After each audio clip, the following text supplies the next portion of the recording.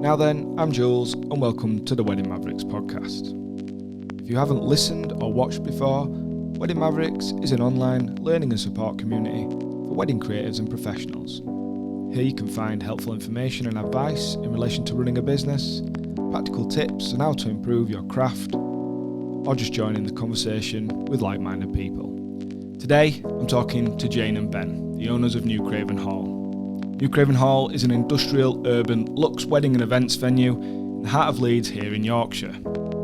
Jane and Ben are a married couple, a pretty common occurrence in the wedding industry, and they're two of the most friendly, down-to-earth people I've had the pleasure to meet.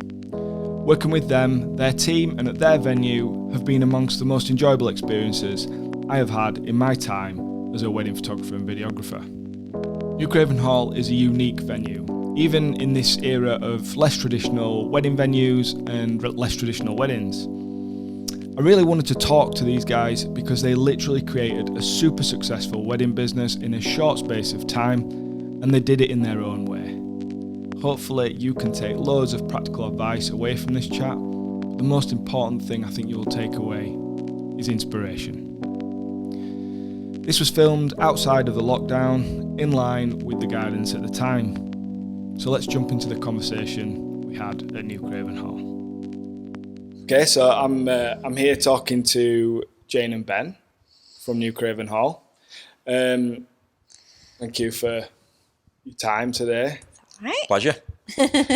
So let's start. We're here in the venue. I think you need to describe it. Now, I don't want to just read what it says on the website. That's what I was going to do. Well, you can do that if you want. It's a good description. But I think if you're trying to describe... So I remember the first time I met you and Gemma at a wedding fair. Can't exchange wedding fair. And I think it was one of those things where I was like...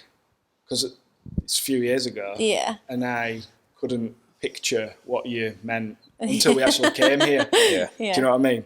So how do you kind of describe your venue? I've only just thought of this word to describe the venue, but we've never used it before, I don't think. Repurposed could be... Yeah. That'll be on the website. Yeah, we'll get that on the website. Well,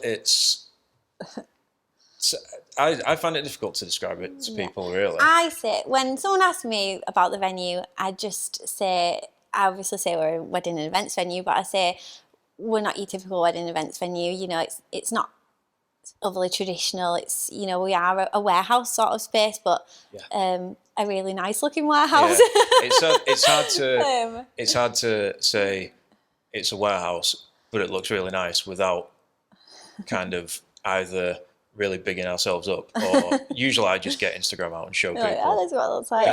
Because you can see in people's eyes when they're struggling to picture it. Yeah, exactly. Yeah, I mean, I guess it is. It looks like a warehouse from the outside. It looks like a warehouse on the inside, but it also looks like a wedding venue on the inside. And it worked really well as a wedding venue as well, and an events venue, not just a wedding venue. But yeah, I think we've just taken a space and made it really welcoming and warm, and also a little bit alternative and a bit different, and a lot of couples and clients seem to like it. So yeah, it's hard to... We were also really fortunate to inherit the space as a venue, because it was formerly another venue, which we might come to later on. But Jane definitely gave it the more kind of traditional trimmings as well. The big curtain, all the fairy lights. Obviously, we've gradually added the festoon lights. The mirrors and things like that. Yeah, that kind of thing. The bar shelving, nice. We added a lot of like lighting and kind of ambient and aesthetic quality to what was already here. I think. Yeah, definitely. Yeah, I think the thing that makes it most welcoming, I think lighting is so important, and I think we added a lot of soft furnishings, a lot of lighting to make it a really unique wedding venue and event space, but also really welcoming and somewhere someone would actually want to hold their wedding or event, rather than look at it and go, what can we do to make this acceptable to hold a wedding or event. So I think that's the best way. It's not just It's a really cold hard. warehouse. It's like say a warm. When I think the biggest thing is when a lot of people say they step in and they just don't expect. They don't expect to see what the inside looks like from coming in. Absolutely. So that's always nice to hear. It's a surprise. Yeah. Which is, it's a good surprise. That's a good surprise. I hope so. I think a lot of people say that when they come, couples that come view, that sort of thing. A lot of people turn up on the estate and do see a warehouse, and that's what we are. And we chose to open the space, and we think it works really well. And then when people come in, they're like, they didn't expect it to look like it does. And it's a really good feeling to know that you've actually created a space that is welcoming and desirable, whilst also being in a bit of an unusual area. And You've definitely done that. So let's take it back to before. We don't have our own venue. So where did this come from? Where did the idea come from? What's your background? We'll start with you, Ben. What's your background? Well, I studied music production at university, or Leeds College of Music, and it was there that I made a friend who then a couple of years later introduced me to the owner of Eiger Studios, which is next door to us. Yeah. And just for people that are listening, that's a recording studio space. Yeah, it's a bit of a music facility, really. It's got everything. It's got a load of rehearsal rooms. It's got 9 rehearsal rooms, a recording studio, a venue, and all sorts. So basically, I ended up becoming general manager there in 2012. So your background's in music? Yeah, music, and I'd kind of run my own events in Leeds before that, little gigs and stuff, but through that I also got more into the event management kind of side through running the venue itself, and also putting on my own mini festivals and stuff like that. So you had a bit of a background in like event management type thing? Yeah. Exactly, yeah. And one of the owners of Eiger also used to own this unit, which at the time was called Vox Warehouse, which was kind of like, it wasn't a nightclub, but it was an event space, but they mostly did kind of like dance events and they did all sorts, but most of the events were kind of club music kind of thing. Big, and it was a big space as well, so the 2 venues could actually open as one. So they create an even bigger space. Yeah, so they had a capacity of 1,300, I think, which was really good. But that ended up closing, and I think that must have been in 2015, something like that. It's a year or so before we took it over, really, wasn't it? And the just empty for a year. Yeah, the venue was kind of empty for a year, but I was really familiar with the space because I'd worked in some of their events and stuff like that, and then the idea for this venue literally just came from a conversation that we had in a bar one night. This is you On and Valentine's Jane. Day? Jane and I on Valentine's Day, and because Jane had been down a few times and she'd seen this space as well, and as an old nightclub. Yeah. Basically. Well, I don't think you'd seen it as a nightclub, but you've seen it empty. No, I've seen it empty. Yeah, I'd not been to an event here, but I'd seen it empty. Yeah, but like the bar had been built, not like it is now, but the basic bar had been built. All the bricks were exposed as they are now, and kind of the basic fixtures and fittings were in. And I guess that's why I'll hand it over to you. But it would still take quite a bit of imagination to see it as a wedding that's venue. why Jane steps in. So go on then, Jane, your background and... Gosh, so I studied fashion design at uni, so I always thought I'd just work in fashion really. So yeah, I studied fashion design at uni, and I basically worked in retail for a long quite a while really. Mostly not just retail, but doing a bit of like styling and being a bit more involved in helping women dress for special occasions really. And then I got into bridal, so then I worked in bridal for a little while in Harrogate, and I got into that sort of side of things, and I guess the wedding side of things, and just having an interest in fashion and anything creative really. So obviously using things like, I don't know, like you see things on social media, on Pinterest, and I I knew a lot about what was popular in the wedding industry and that kind of thing. And I think at that time I would say we were also out a lot more in Leeds. We lived in Headingley. We were in the Leeds sort of area. We loved going out drinking in bars and that kind of thing. And we were in, I guess, an age group of friends and things as well, where I sort of saw this as a place that I could imagine getting married, which I did get married. And that and the whole culture, I think, it definitely. So I saw it, and I just basically said to Ben, like, I knew it was empty, and I said, Ben, that place would make such a good wedding venue. Obviously, working for the wedding side of things, and I said it just would be a really sort of popular space in the Leeds city as well. I think with the people that students come to Leeds, everything like that. They might not want the traditional wedding. They might want somewhere which is a bit more like a bar they'd go out in town to, and with the formalities of a wedding, but with more of the sort of look and feel of like what else is out there in Leeds and the city and that kind of thing. And so we just sort of said, didn't we? We were out for dinner, and I was like, Ben, it would make such a good wedding venue, and it felt like a really bizarre conversation at the time. So fast, didn't it? And it happened really quick. I mean, the thing is, once Jen gets an idea, she pushes it and pushes it and pushes it until it happens. So I was kind of, I wouldn't say I was skeptical. I thought it was a good idea, but I was kind of like, can we really make this happen? I remember we just used to talk about it all the time. We were like, if we do it, like if it does happen, like we could do this, that, and the other, and these ideas just started flying around. So I got in touch with the landlord, because his same landlord is next door, obviously, and he just gave me the information we needed, and we kind of chatted about it for a while, and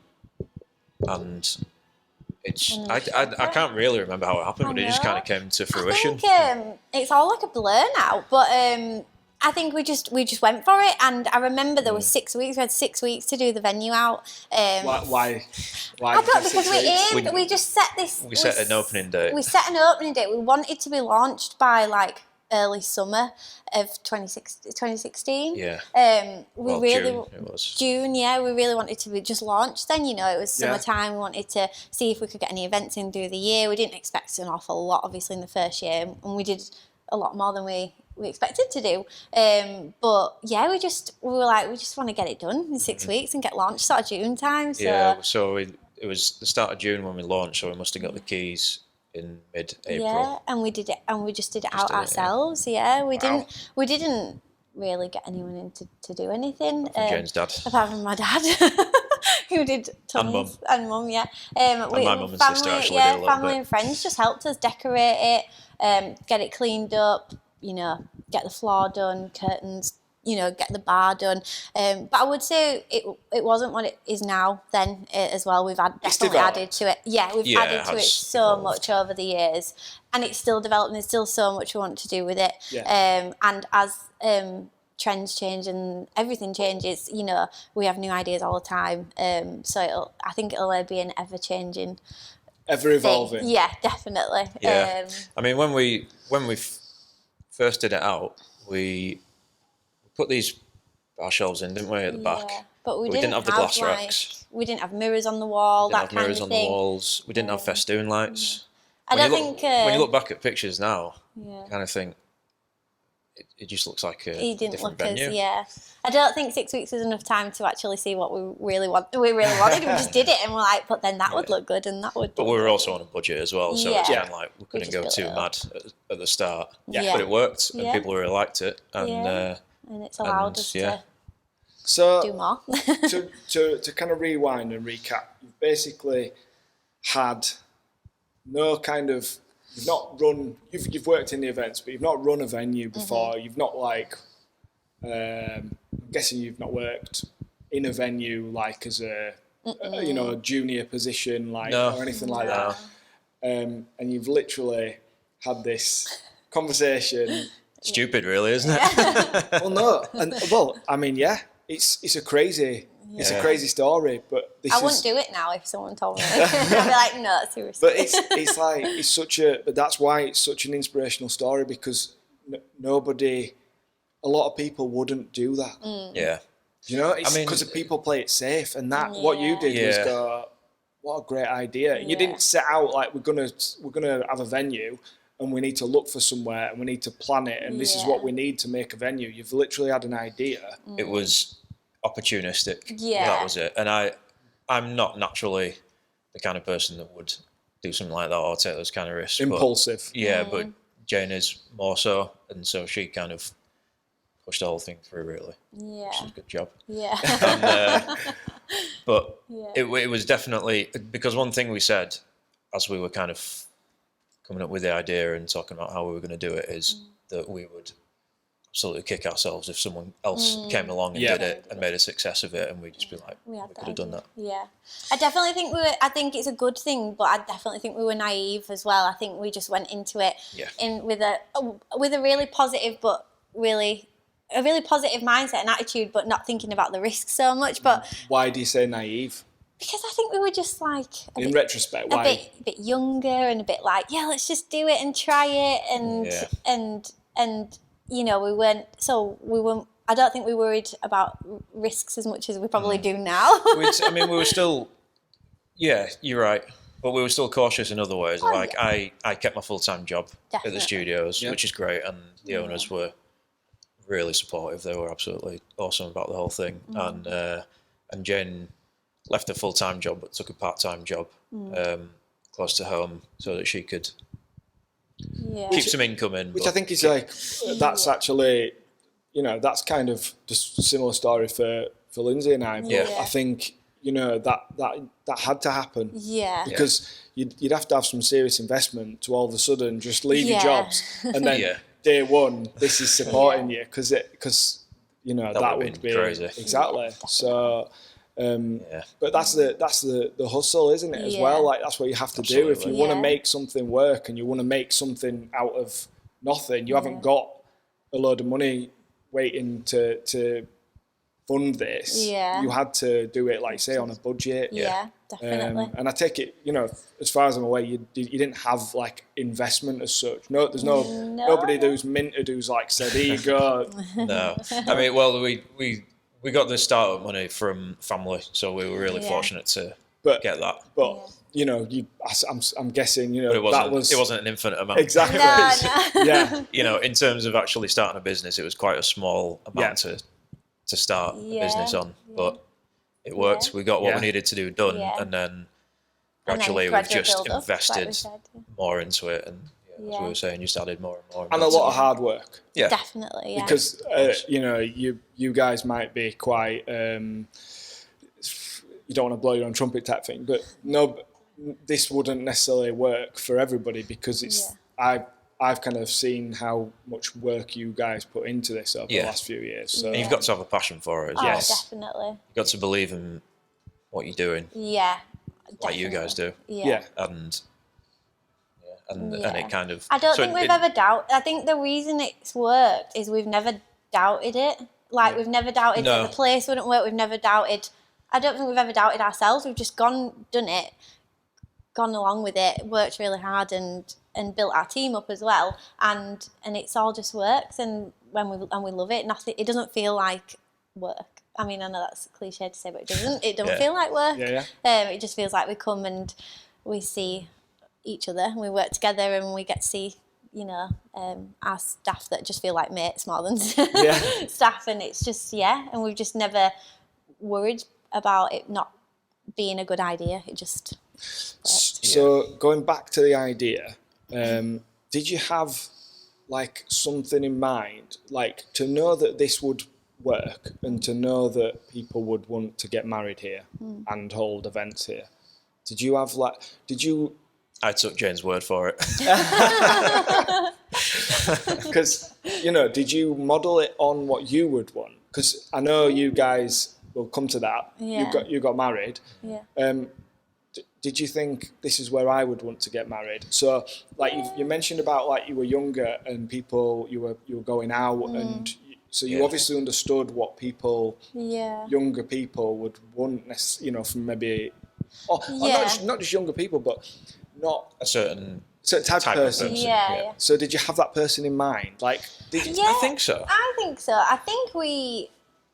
I think we've been surprised in that respect Oh, as well, yeah, because definitely. it is quite a diverse demographic of people that we have. Right, so it's people that you wouldn't expect. Married here. Yeah, I think the main vision was that we were creating this space that was a lot more relaxed and and not a formal wedding venue, somewhere that couples like ourselves could relate to and imagine getting married at more. And so I definitely think maybe we based it on couples that were a bit more relaxed and alternative and that kind of thing. But I definitely don't think that.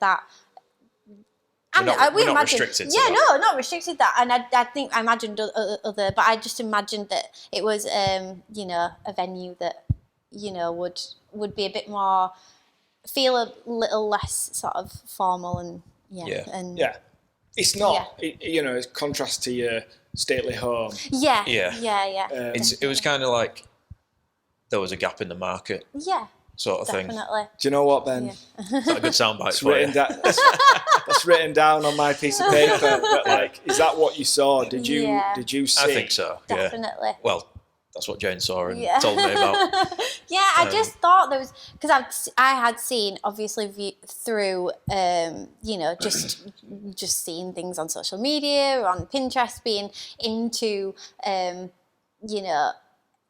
sort of thing, design, fashion. Even like venue styling, floristry, and seeing where those things were held, I saw a lot of things, that were like, warehouses, things with exposed brickwork, tons of fairy lights, candles, that kind of thing. And when we started discussing this place, I just thought there's nothing like that there obviously is alternative venues, but there's no. I bet there wasn't venue. then. No, there definitely isn't.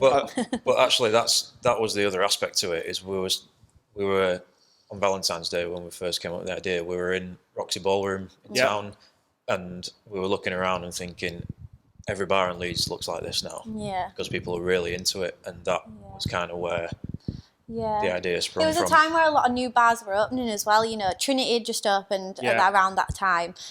Shopping, bars, restaurants were such a big thing in Leeds City Centre, and it was just growing and growing every week. Now, but every week a new bar or restaurant was opening, and we were saying they all look. They've all got the brickwork and the dark lighting, and so you saw atmosphere. that's what people would connect with. Yeah, exactly. Yeah. And that was we're not the first people to have done copper shelves and exposed brickwork, but that's. But putting it into events and weddings. Yeah, but putting it into a wedding context or like a high-end events venue, because obviously we do corporate stuff as well. Is this, and it's 2016, isn't it? Yeah. Is that right? Yeah. So let's be honest, 2016. I know it's only 4 years ago, but it actually. There wasn't. Yeah, it was still quite early in this. Things have changed in that time, as in there are more venues that have gone this way. Yeah. Wedding spaces. Yeah. But I still would say I can only think of 2 or 3 within the cities around here that are not same. No. And they certainly don't have the space that you've got, but they are similar in that they're an urban space. Definitely. I think what it is where we kind of not necessarily set our stall out, but where we found ourselves going naturally was to weddings, because there are other venues like this, but none of them are geared and tailored towards weddings. Whereas we were from the start. That's what we kind of set ourselves out to be. Yeah. Like possibly they open anyway as a bar or a restaurant or a cafe. Or they're just general events. Whereas that's not what you did. You were Yeah. like, we are doing these sorts of events, weddings. Yeah, and I think it was important for us to do that as well, because otherwise the whole thing could have got a bit muddled and a bit lost in it. Yeah. Could have been a bar with a space. Yeah. Whereas you've... Yeah, And that we makes it very definitely set specific. ourselves, and we were strict with it because we did, we have had inquiries for things like when it used to be open, club nights, that kind of thing, and we don't do that kind of thing. And not that there's anything wrong with doing that, but we really wanted it to just be an exclusive event space for, Exclusive is a good word, I think, and I think that's, I've seen some of the people that come and use this space and get married here. Yeah. That's the thing. You haven't made it like a place where people can just come and, it is exclusive. Yeah. So there's that, Yeah. It's not traditional, Yeah. but it's also not like I'm just getting married and having a reception in a bar. Yeah, Yeah. It's not like I got married there and then 2 weeks later my friend had a 20th birthday party there or whatever. Yeah. And it feels a certain way because of that. Yeah. And that's kind of, I think, one of the keys to the success. Yeah, I mean, at the start we were definitely more open to other events. I mean, we always said we didn't want to do like club nights and music events, but we were open to other events. But as time went on, we kind of found our way a bit more naturally. And it's not like we're sat here saying all other events aren't any good. But that's where we wanted the venue to be, and that's what we wanted the venue to be for. Yeah. So that sort of where thing's we've ended definitely up. more suited to a venue like Next Door that, does all sorts of different things and has bands in and, that kind of thing, more than this sort of space, which is... Yeah, I think so. Yeah. Okay, so let's go back to the first year.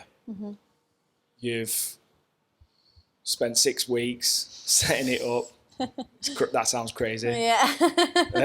It does, doesn't it? Just like what? I mean, you say it wasn't like this and it's evolved, but I take it, you must have had a lot of work to do in 6 weeks. Yeah, we did. Especially when we were both working jobs as Yeah, well. jobs. I don't even know. It's a blur. It is a bit, yeah. We just got it done. We just knew we had to get it done, and we did it. We worked. I remember being here, like when it really late at night, when Ben was working next door till midnight, and I was in here painting and that kind of thing, and we just did it like that, didn't we? And evenings and weekends and whenever we could, really. So a proper grind story then, a proper it was, and we did have some help. It wasn't just us two. We family helped us help from loads, massively. Just glossing doors and painting walls and things like that. Yeah. The stuff that seems so basic, but at the time was so Yeah. vital It was what was putting it together. Yeah, and seems like a lot more work than you could see. But I don't know how. Yeah, it just took a long time, but it did, yeah. So the first year then, like, let's talk about,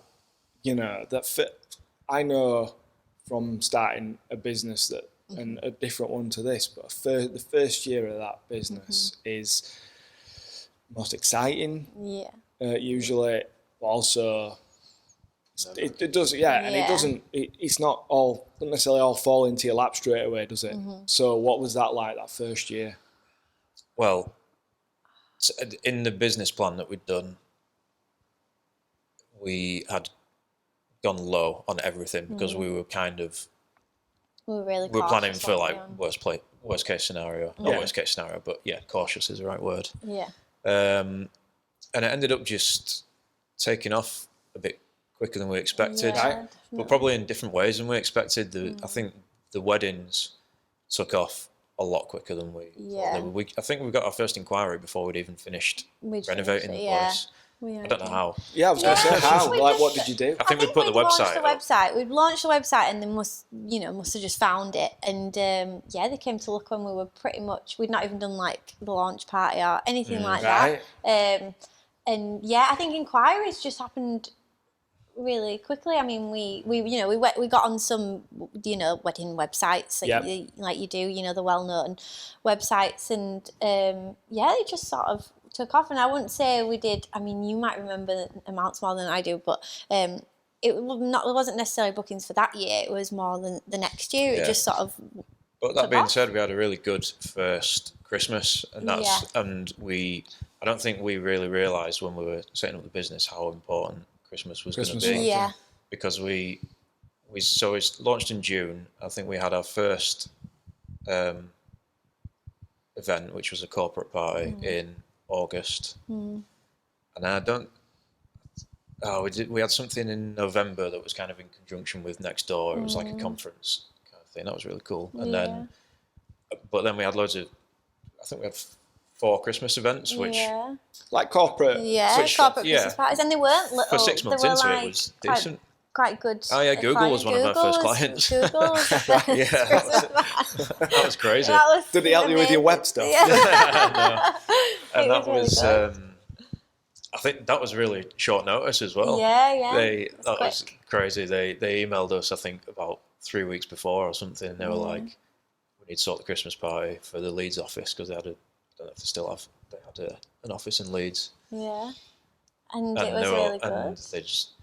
And that they helped just us a put it all lot together. actually as well, because they did like a really cool casino theme, didn't they? And a lot of people liked the gave us a look lot of of it, and ideas. it was just a really good. Yeah. They were all good events. Yeah. Yeah, they were. And we just didn't expect much at all in the first year, and I think we got a lot more than we expected. And then we ended up having our first wedding in February of 2017, so only 8 months into it, which was great. And to go back to what you said, it wasn't just because within the wedding industry, things are booked so far in advance typically that you aren't that year isn't the one that you're always looking ahead, aren't you? What's going to happen is a year or two down the line, rather than like you can say it's actually going really well, even if you haven't done any weddings yet, because you can see those bookings. So I take it did you get a decent number of bookings in that first? Yeah, well, I think we've always been a bit like that though, going on, you were just saying weddings usually book like a year or two in advance, and I think as time's gone on it has applied a bit more, but I think for the first sort of 2 or 3 years we were a bit more of a couples booked as maybe more sort of 8 months or just a year in advance, rather than like massively booking up for like 3 years in advance. It's always been a bit like that, hasn't it? It's always been a steady stream of couples and a mixture.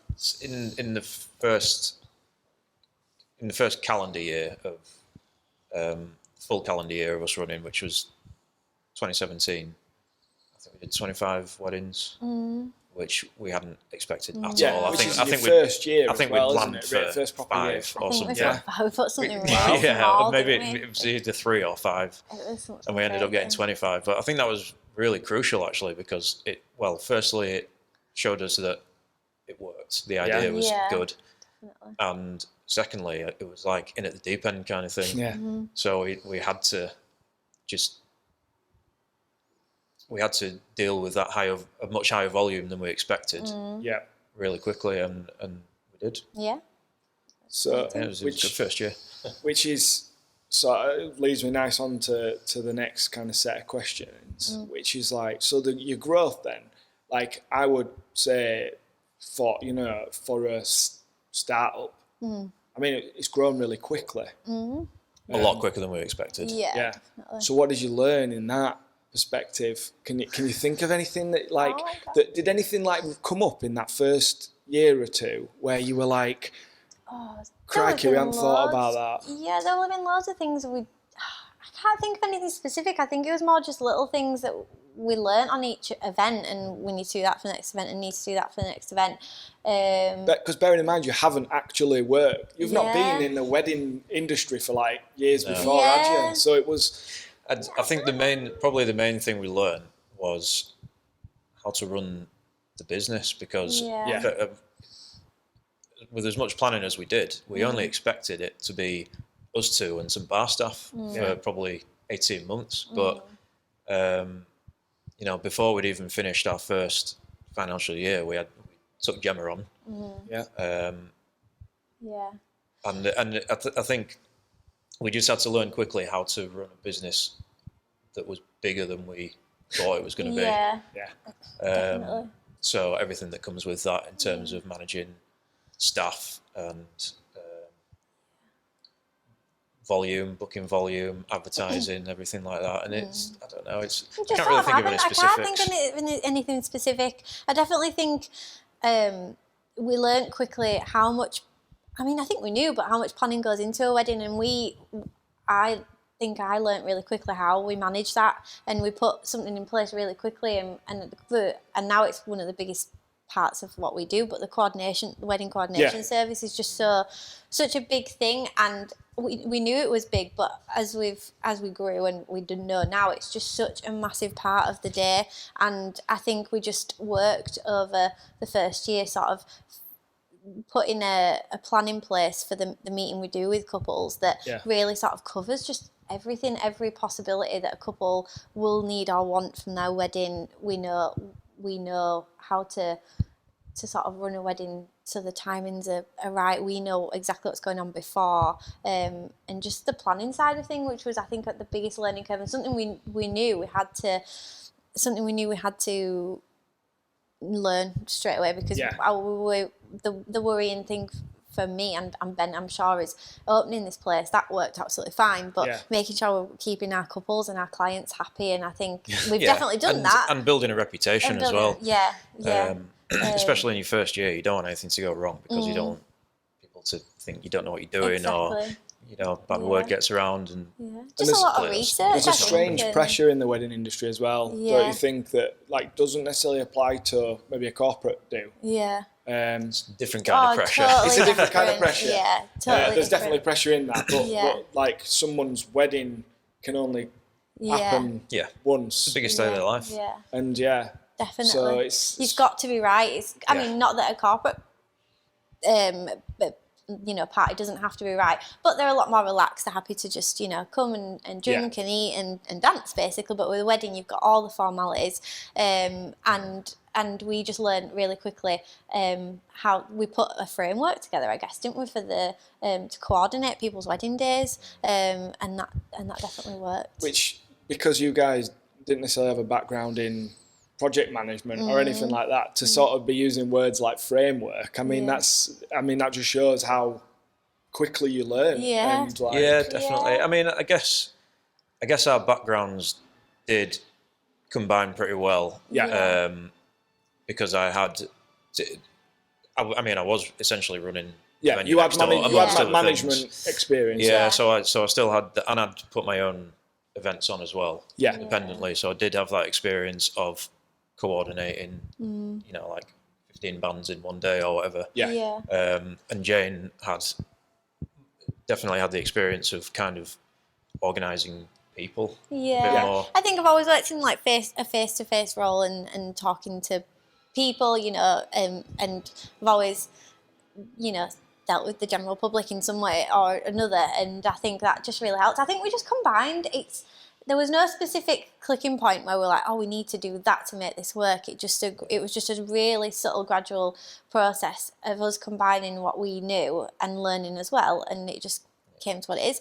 And also, like anything in life, in that first year, we learned a lot about what to do, but more about what not to do. Yeah, definitely. And do you think, did that come from and obviously everything went well because you got the reputation that you wanted.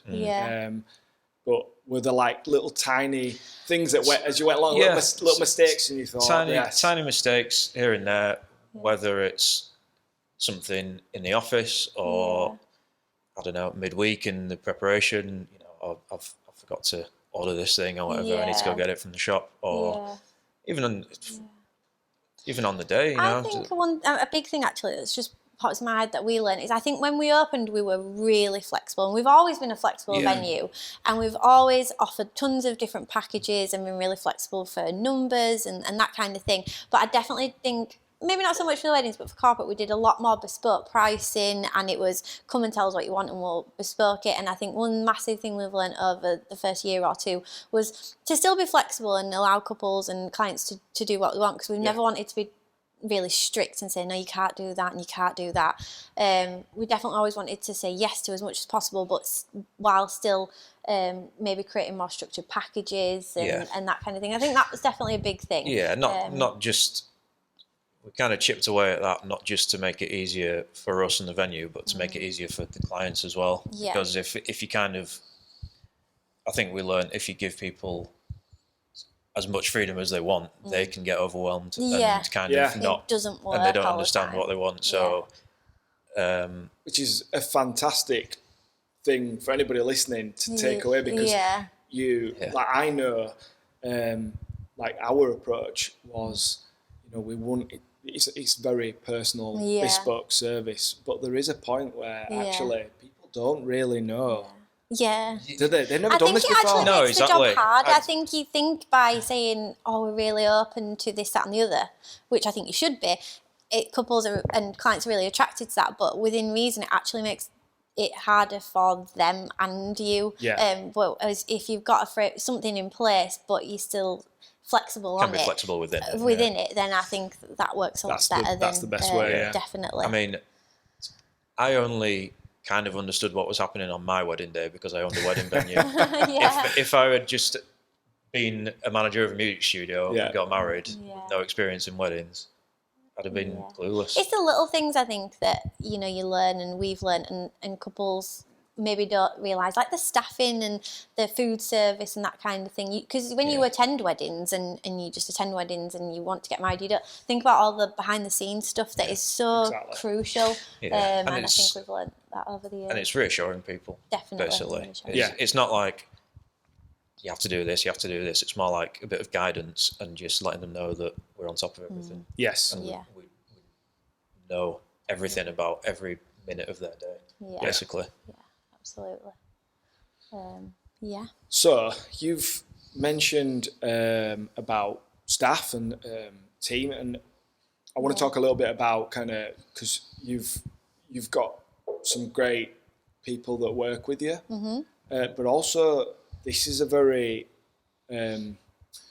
so let's take a venue like a hotel or a stately home type place, and that tends to be they control the wedding. And when I got married, and I talk about this a lot with people in the wedding industry, because when we got married at a hotel. There wasn't the options that there are now. Yeah. And it was like, you have to take this and you have to take that and you have to do it like this and you have to have this DJ and you have to have that and da-da-da. Yeah. And this is, it has changed, and like there are lots of flexible venues now. There are still the rigid ones, but this is a very collaborative effort, isn't it? Because you guys, you don't cater in-house, so you have caterers so people can have whatever food they want. Yeah, essentially. Yeah. And that's a massive, I'm guessing that's a massive pull for people. Yeah. I think that's one of the main things people a huge thing, like, yeah. Don't they? Yeah, absolutely.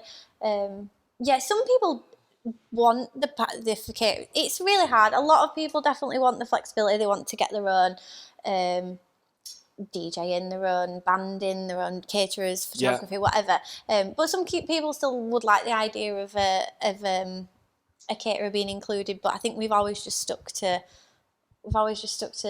them sourcing their own catering. As soon as they found out it's actually a really easy process, it's not that much different than actually having the catering in house. And you recommend, you've got your ones that exactly, recommend. Yeah. And we don't just leave couples to it and clients to it and just say, go out and find a caterer.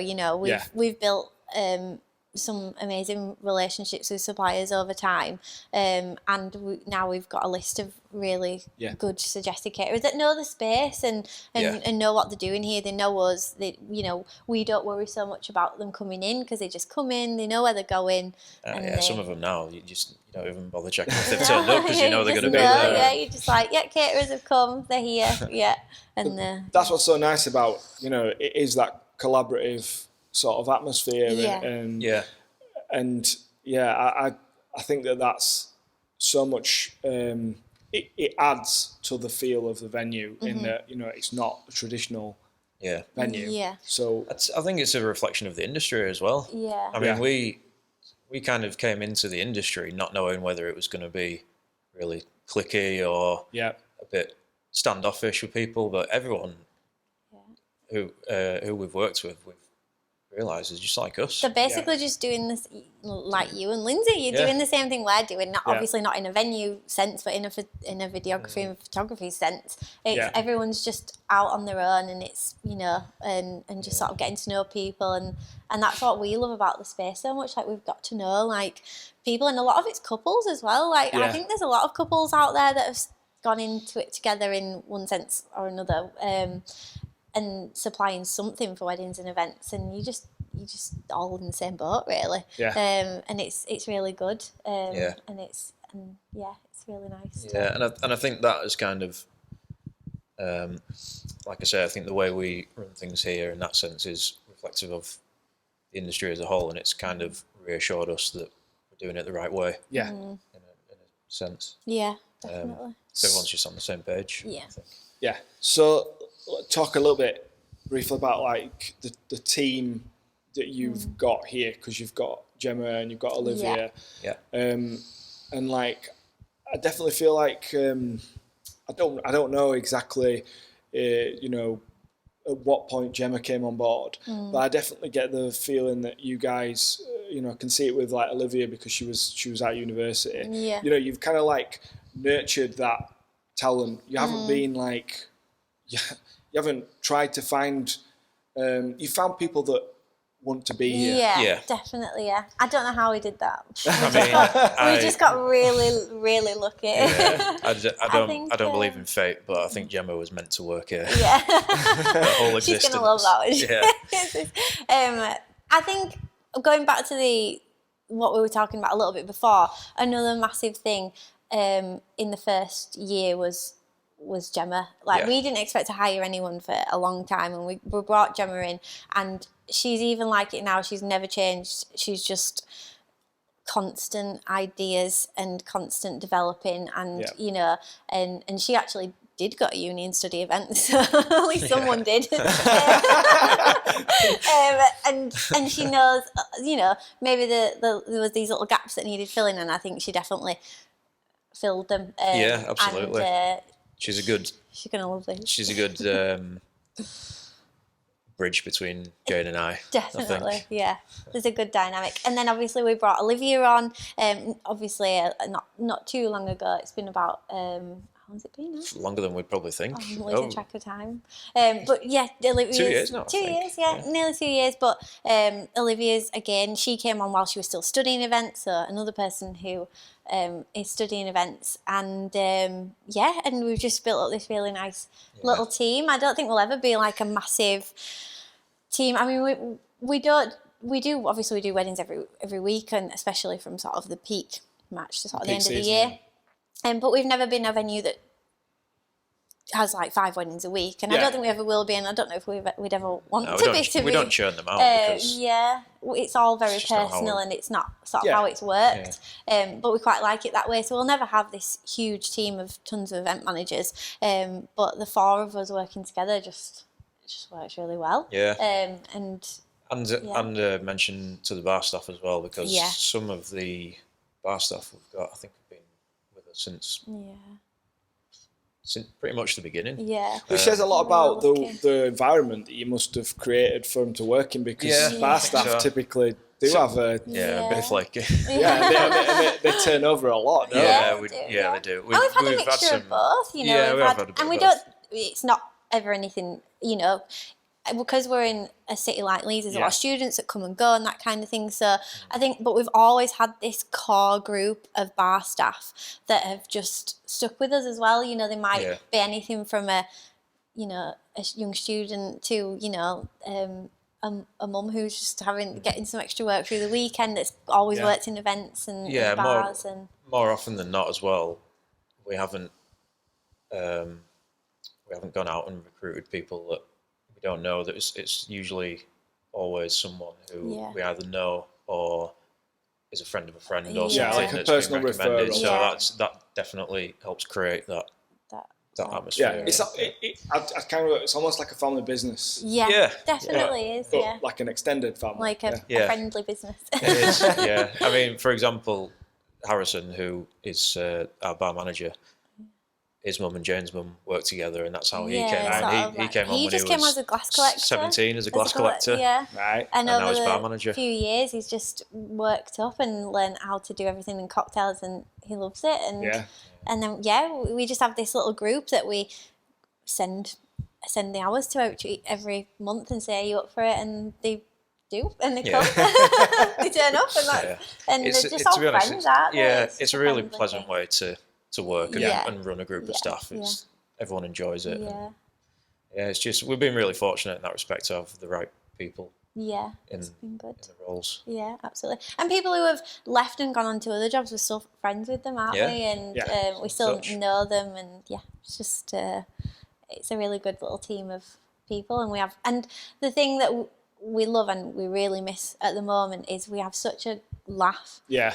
at a wedding, and especially on the evening, and everyone's in different, there's bar staff, we're in the office, Luke, our security, and Marie are outside, and we're all passing each other and and just joking you've about got like and nice stuff. banter Yeah. and like it's a Yeah. nice working environment, Yeah, it's which amazing. and it could be, I've seen some venues and it's like proper stressful. Yeah. Everyone's like miserable that. and, Stressing and out. do you know what I mean? I mean, we've had some stressful definitely nights, when stressful, the bar's getting hammered and Yeah. running out of stock or whatever. But Yeah, and you're like, we need to get more ice. But you definitely don't, to- from what I've seen, that's not the vibe. You get the vibe that it's always fun. under control. And under control. It always is. Yeah, it's because we put the right people in the right definitely. jobs. Yeah, So- there's always going to be those little things where you're like, we've run out of this, and we send Ben out in his car to go get something, and no one ever knows, and it's it's back again. We have it in stock again in 20 minutes, and that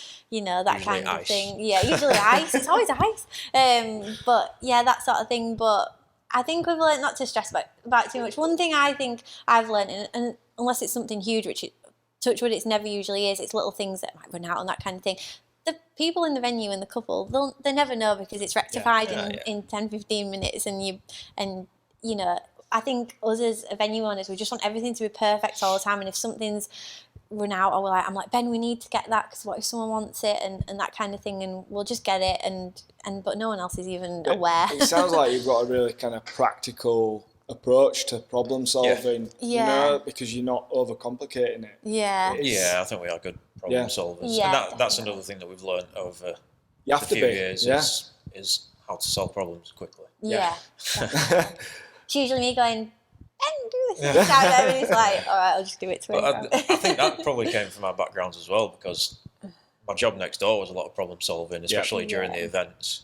And then, you working in retail, and especially in the styling thing.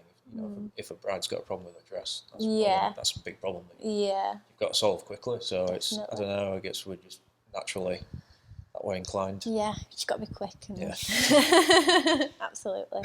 But yeah, we couldn't do it without the team. Fortunately, most of the time, there's It's not many fine, problems. yeah. Sounds like something goes wrong every week. It doesn't at all. But little things do happen, and because we've got a team like we do, it just makes it so much easier and so much more enjoyable. So having a good team is, and that's something I learned next door as well, is having the right team is probably the most important thing of anything. Yeah.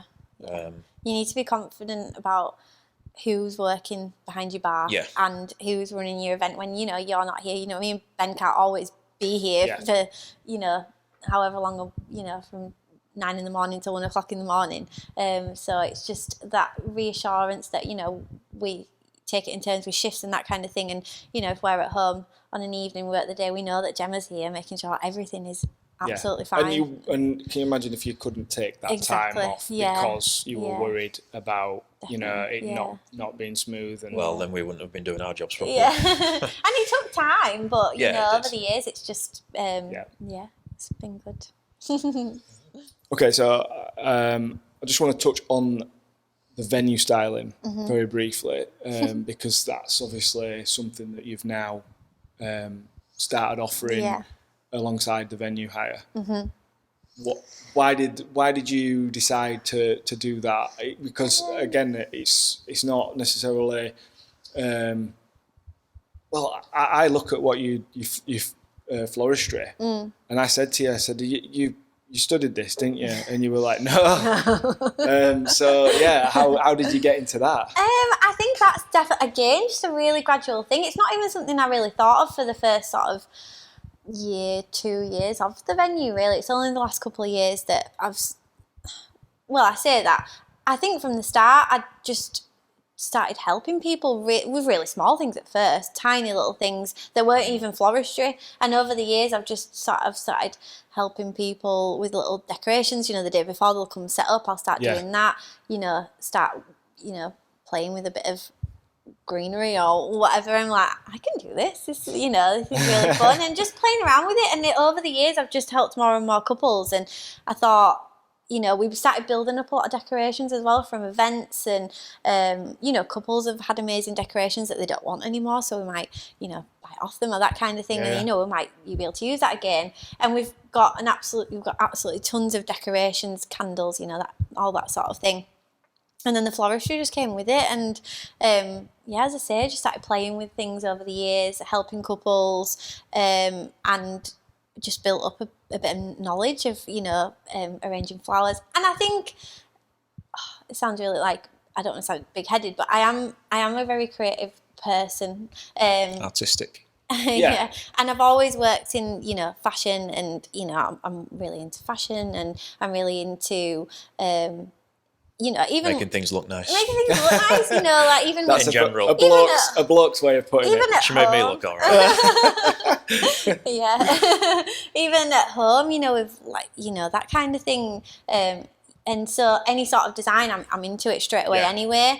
And I think I just like to try it out myself and see if I can do it. And sometimes it doesn't work out. But floristry did work out, and I've learned I really enjoy it. And so, over the years, and now I've decided to offer it out to people. Is it something that you're gonna?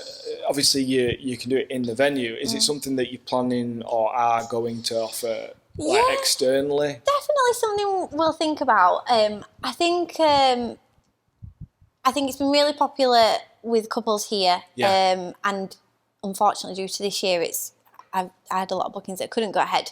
But I think we've seen how it goes here, and then maybe in another year or so, offering it out. I think the main thing for us from a business side of view is it is called New Craven Hall Venue Styling, so I do think people think it's exclusive to here. I mean, if someone contacted me, obviously I'd do it. But I think it definitely is. We've set our stall out as a bit of an exclusive to here thing, and I think it's learning how to maybe open it up more to other people. So I think that's something we will probably explore over the next year or so. Yeah, well, it was actually the plan. One of the plans for this year was to look into expanding the venue styling a bit. So that never came to fruition for obvious reasons. Yeah. Okay. So it's definitely. It's definitely something we want to do. Yeah. And it's figuring out how to do it, really, and how to... But it's not something you're going to do in 6 weeks like this. No. Be a bit more. You never know. When weddings can happen again, then definitely. Yeah. But it's definitely something that we're planning on doing. And it'd be lovely to do it.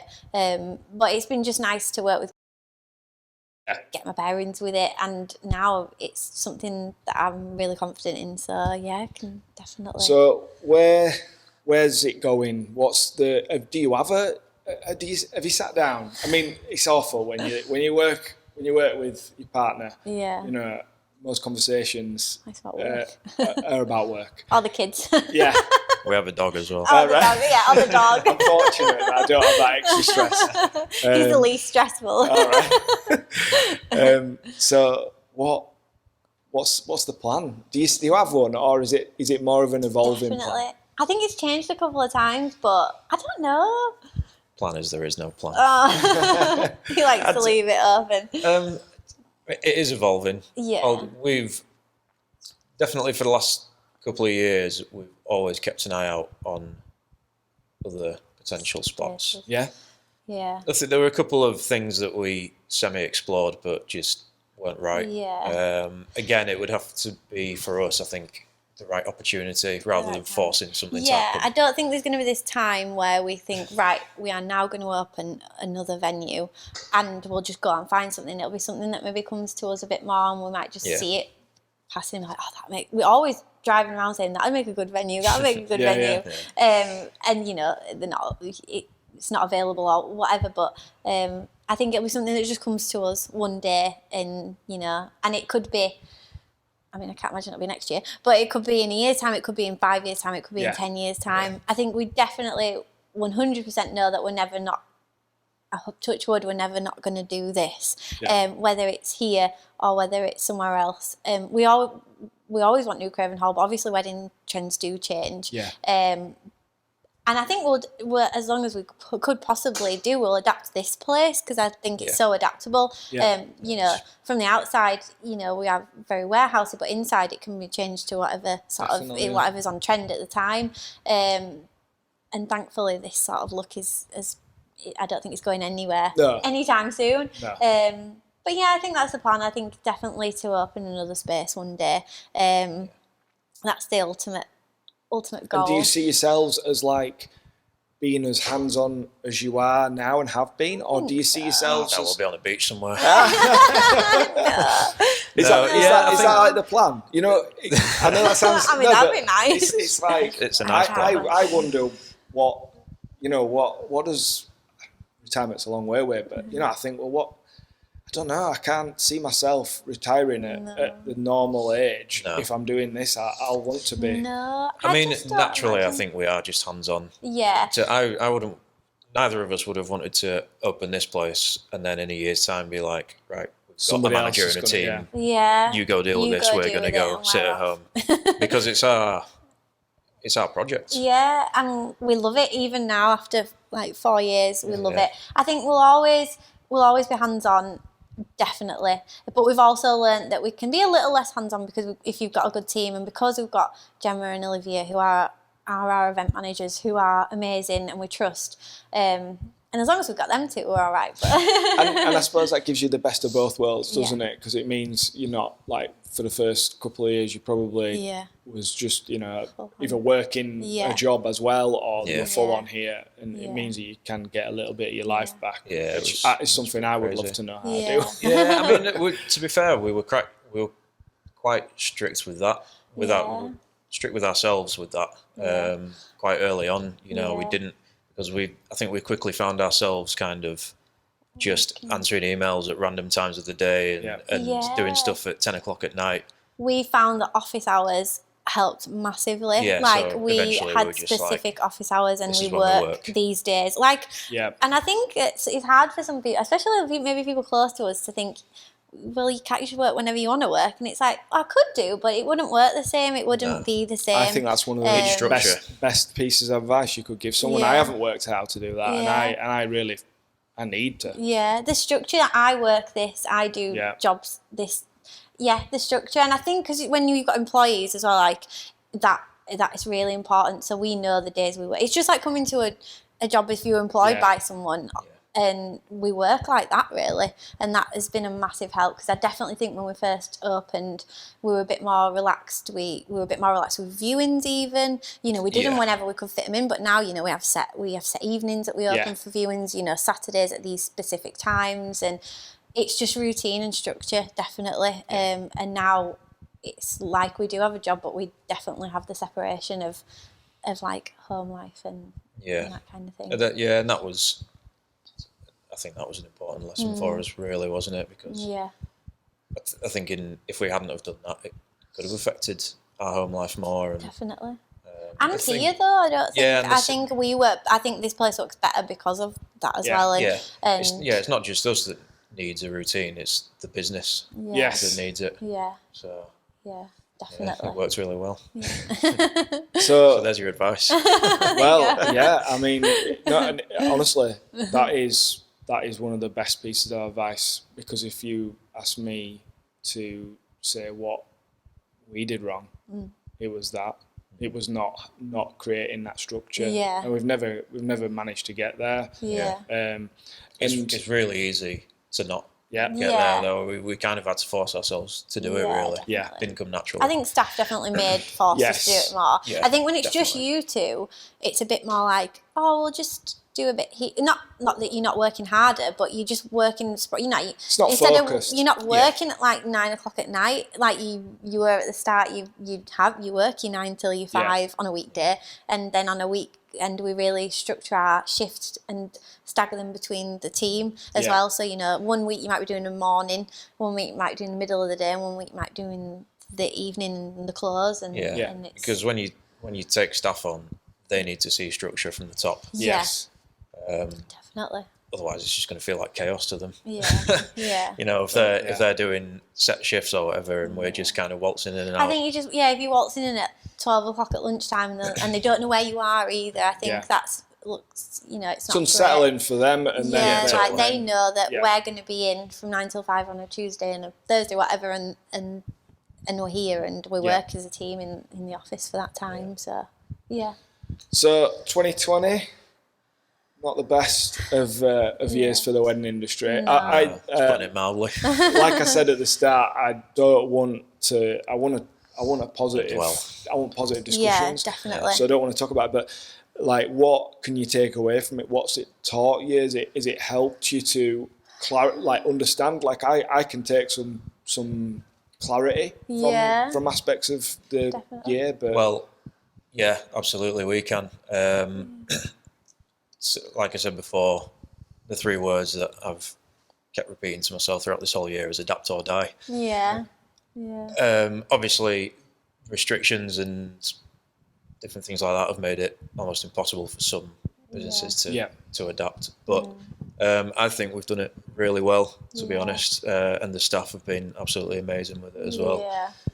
So I think we started working from home on the 17th of March, and it's now 5th or 6th of December. Yeah. No one saw it coming at all, but it sounds a bit cheesy because it feels like you hear this on every bank advert that you see, and they're all saying the same thing. But it has made everyone kind of rethink how they do things in a positive way, I think. Yeah. I was having a good conversation with another band guy. He's a guy who owns a music composition company next door. They're based in the studios, and he was saying it kind of forced them to really strip the business back, and what was left was just the business model, and it kind of gives you the question: does this work? Yeah. And for us, it has. Yeah. Definitely.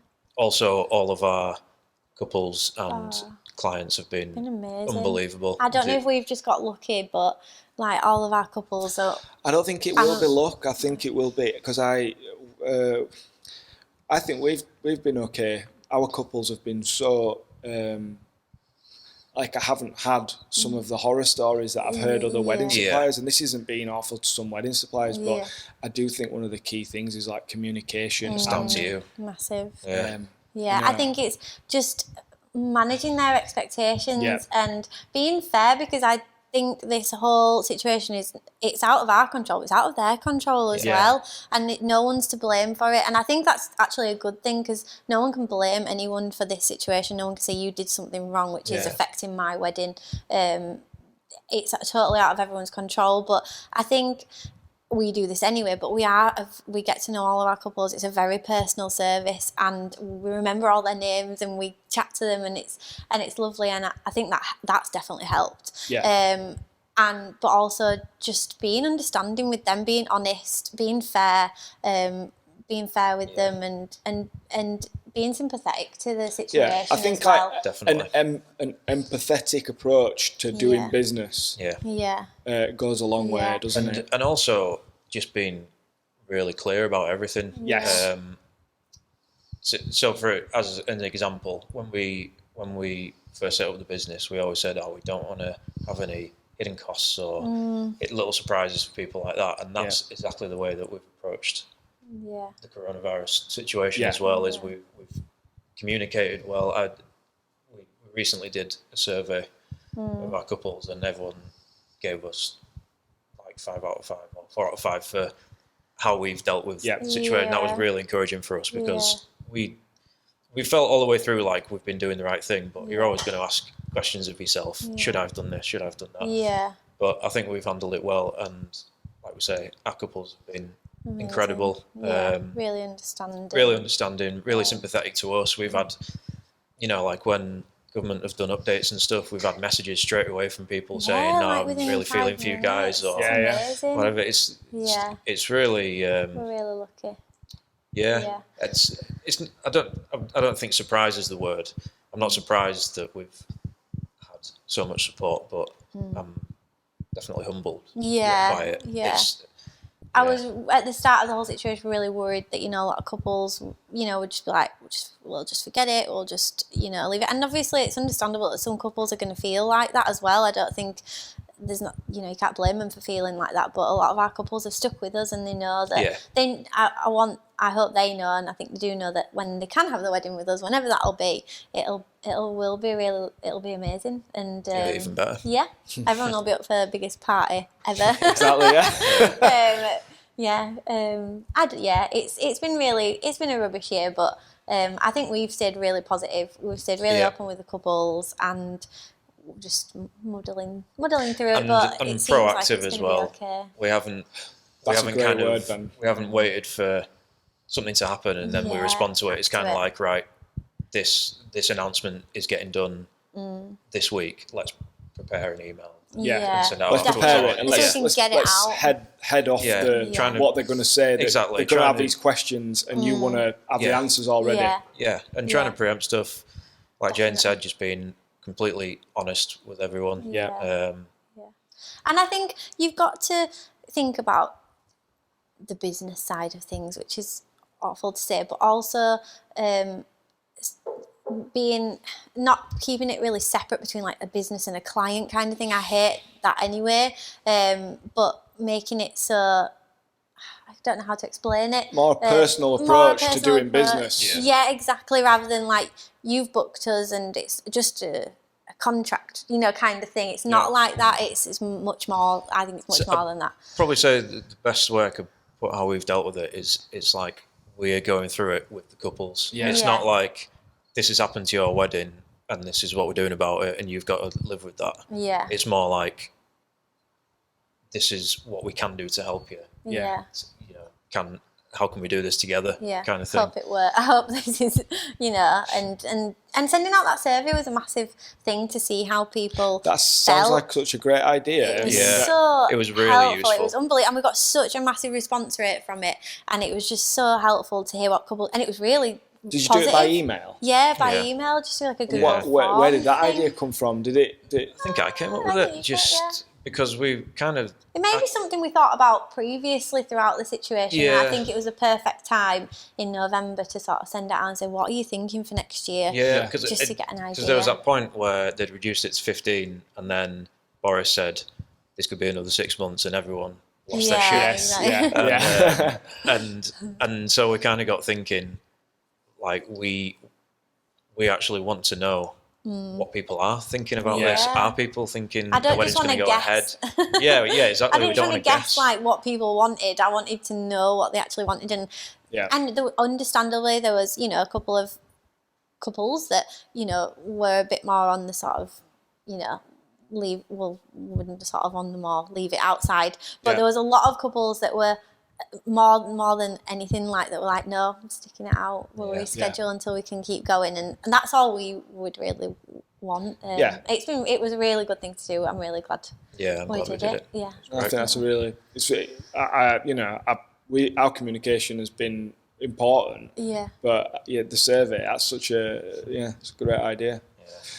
So as we're rounding it up, what is there anything that you would tell yourselves if you could talk to 2014, 2015 Jane and Ben, or what could you tell someone now if they were trying to start a business in the wedding industry, or they wanted a venue? What is there anything that you can think of that you like? That'd be really helpful to know that. Kind of just go for it. Just go for it, but also really be prepared to. But don't over prepare. Yeah. So do you know what I mean? Because I think we've kind of found that anything could happen, and Yeah. that can happen in a positive or a negative way. Yeah. We thought we were going to do 3 to 5 weddings in the first year. We did 25, Yeah. but then 4 years later, we didn't expect that we would do No. 2 weddings Yeah. for a year. Yeah. So yeah, you just kind of have to, I don't know, just stick it out and stick to your guns as well. Yeah. I think if you're getting into it for the right reasons, which I think most people do, and you've got a vision of what you want to do, just stick with it. Yeah. And I think if you're when you confident get in there, your you get idea, there. then I think it'll work out. Yeah. I think, just go for it. Yeah, I agree. I agree with that. Yeah, Like- I think And a lot if of if things- you doubt it, or if you're doubting something, then maybe it's not the right time or the right idea. But if you're totally confident and you're willing to risk it, then I think it's probably something that's going to work out eventually. I mean, Yeah. obviously with a fair bit of hard work, some arguments. yeah, be prepared to work Like- hard. And a lot of things just happen as a natural course of things as well. So you can't plan for everything. Some things, good or bad, just happen, and you learn things naturally. I guess, like we've discussed throughout this whole thing, is you just kind of have to react and adapt to what was going on Yeah. at the time. Yeah. But as long as you've always got that It's end almost goal, like you've got to have your direction. yeah, So you've got That's your what I was looking for. you know where you're going, Yeah. but along the way you might Yeah. have to turn here and there to get there. getting quite philosophical here, aren't we? Yeah, but it's true though, and this is part of the reason I want to do this podcast and I want to talk to people, is because I want to, I know what our journey's been like, and I want to get those other views on it and find I just think that people when they're starting out, they won't have a clue what you could easily get 6 months, a year in and be like, no, I'm not doing this, because it's not going how you thought, and you've just got to carry on that journey, haven't you? Yeah. And even like now, so that's the thing now, people, coronavirus, it's so, we don't know what's going to happen, Yeah. and we've not known all year, but look, we're all still here and we're all still doing it, and hopefully we'll be doing it, it'll be back to how we were in 6 months' time. That's what Definitely. Yeah. that's what Boris is Crossed. saying. Yeah. Oh yeah, that was a bit risky what he said the other day, wasn't it? I think the other thing maybe we do it without thinking is just always like be yourself and treat everyone from your staff to the couple that are booking you, whatever, like how you would want it to be. Yeah. How Like you would don't want to put be like treated. a front Yeah. on. I don't think we ever like act much different. I mean, obviously we act probably a bit more professional than we are at home, but we act any different. Much more professional than we are at home. But we act just like we're as friendly to people as we would be, a friend or someone we'd bump into or that kind of thing. It's just being super kind and friendly and being very personal with people. Not too personal, but Well, I think that kind of thing. It is an industry that is based on being personable. Yeah. I think. Building relationships with people, I think you've got to be really good at, just be building them- natural. Which is just be natural. it is one of the questions I did want to ask, and I've not managed to kind of squeeze it in, but it is that, what do you think is the most important thing, or what are the most important attributes, if you like, to success in the wedding industry? Because what you just said there is probably the thing that I would say the most, is that personable approach. Yeah, I think so. Yeah. I think that's a personable. massive thing for our success, is just the way I think that we treat people and how people see us or anyone else who's trying to, how people see you is very, very important. And just I think that is a big thing, like just being like yourself, and I think people really appreciate it and enjoy it more. Definitely. Yeah. And also being adaptable. Yeah. Yeah. Definitely. Yeah, definitely. As we've learned this year, That's it. The industry itself can change at any point in any direction. So yeah, you just got to always have a response of some kind. Yeah. Right, well, thank you very much, guys. I really you. appreciate your time. It's been a great chat. Yeah. And to be honest, even though we've talked a few times before, like I do feel, I feel like I know you even better now. Yeah. So we never get this much time to actually talk. It's No, usually there's a always quick, stuff like, going on in hi, there. how are you doing? Yeah. Yeah, no, it's been good. Cool. Thank you very much. Yeah. Right, cheers. Thank you. Thank you. Okay, everyone. Thanks for listening. It's been a pleasure to have you join the Mavericks podcast today, and I really hope you've enjoyed the chat with Jane and Ben. I forgot whilst talking to them to mention how you can find out more about them and their business. So you need to check out newcravenhall.co.uk. There you can see galleries of their venue, learn more about the team, and of course, check out Jane's gorgeous venue styling. We really want the Mavericks podcast to find its way into the ears of anyone who it might be of use or interest to. So please tell your friends about it. And if you can leave us a review on your podcatcher, that would be awesome. And if you want even more awesome and free content to help you grow your business, please join our private Facebook group by searching @WeddingMavericks. We're on Instagram at the same tag, and we also have a YouTube channel where I'll be uploading regular videos incorporating tips for starting, growing and adapting your wedding business. Right, I'm off. Thanks again for being here, and I hope you'll join us again soon. Bye. I will run, I will rise, I will grow. I will climb to the place I belong. I will fight like the world's never known. Like the world's never known.